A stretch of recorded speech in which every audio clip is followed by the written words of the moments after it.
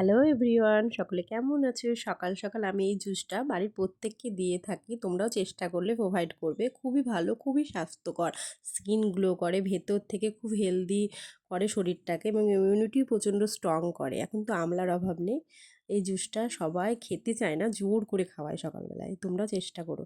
এই দেখো, এবার তাড়াতাড়ি করে ভাতটাও বসিয়ে দিয়েছিলাম। স্কুলের যেহেতু দেরি হয়ে যাবে, মহারানীকে তুলতে গেছি। মহারানী তো উঠতেই চায় না, বেলা 9টা বাজছে। কোনো রকমে তুললাম, তুলে দেখে তোমাদেরকে হাই করছে। তারপরে মানে সংসারে কিছু কাজকর্ম করে নিচ্ছিলাম, কিছু কাচাকুচি করেছিলাম, সেগুলো ছাদে গিয়ে মেলে দিয়ে এলাম। সকাল সকাল ছাদে বেরোতে খুবই ভালো লাগে। আমার ছাদ বাগানটা দেখে নিও কেমন লাগে তোমাদের।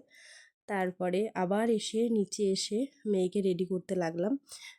তারপরে আবার মেয়েকে খাওয়ানো আছে, টিফিন তৈরি করা আছে, এগুলো সব রেডি সেডি করে নিয়ে আমার মেয়ে সকালবেলা আলু সিদ্ধ ভাতটা খেতে খুব ভালোবাসে, ডিম সিদ্ধ দিয়ে মেখে। তোমাদের বাচ্চাটাকে কী পছন্দ করে প্লিজ কমেন্টে একটু জানায়ও।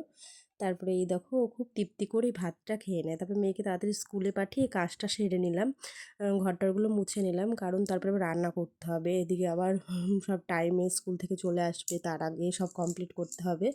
রান্নার ভিডিওটা যদিও বা পুরোটা করতে পারিনি সময়ের অভাবে, বুঝতে পারো সেই সময়টা খুবই খিচিবিচি থাকে।